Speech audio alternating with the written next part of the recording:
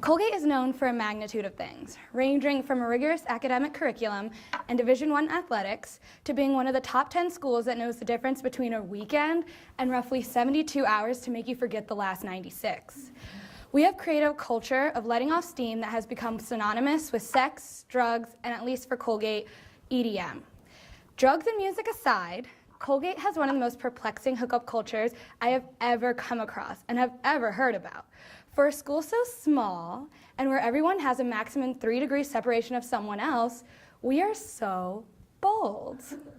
Rarely have I ever heard, "Hi, my name is, can I buy you a drink?" Or, "Hey, what's your name?" No.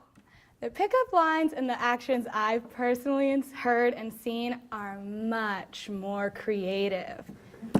"I bet you didn't think I could dance like that." Or, "I'm gonna make out with you in front of all these other white people to make them feel uncomfortable." Mind you though, he was also white.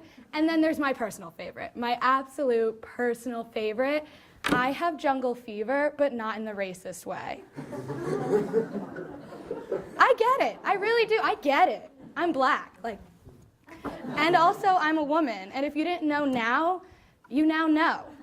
Besides the very blatant racial undertones and the implications, which in itself is a whole nother conversation, of these pickup lines, there's another phenomenon occurring that has also been associated with our hookup culture, and it's our ability to dehumanize one another. Our desire for a good time has given spark to this dehumanization and objectification. Although these words are lofty and you may be saying to yourself, "I have never, ever done that to an individual," I would like to stop you right there, because we all have. And if we haven't, we've seen it or heard it and probably have done nothing to stop it. And your personal views on your actions don't mean that these things don't happen.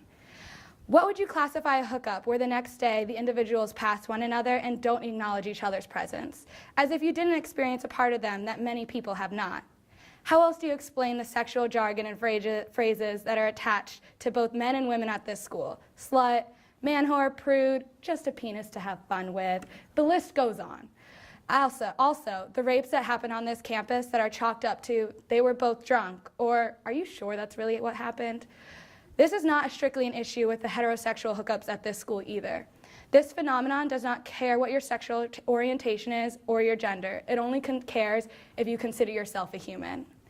This type of dehumanization and objectification is hurtful and has lasting impacts on a person that we may not even be able to comprehend. I'm not here to condemn our hookup culture or even suggesting we do a 180 and become a campus that strictly dates one another. Instead, we need to change how we approach it. We need to hold ourselves accountable for how we handle ourselves, because we are all to blame. No longer can we allow things to get lost in communication, well, more often than not lost because there's a lack of communication. We should not accept disrespect and dishonesty as the norm and let people not be held accountable for their actions. These 4 years are a time for us to experiment, develop, and start to become the people we want to be after we leave Colgate.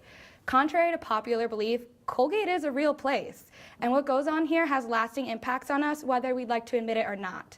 So why not create a positive environment? We all desire it, we all talk about it, so why not do it?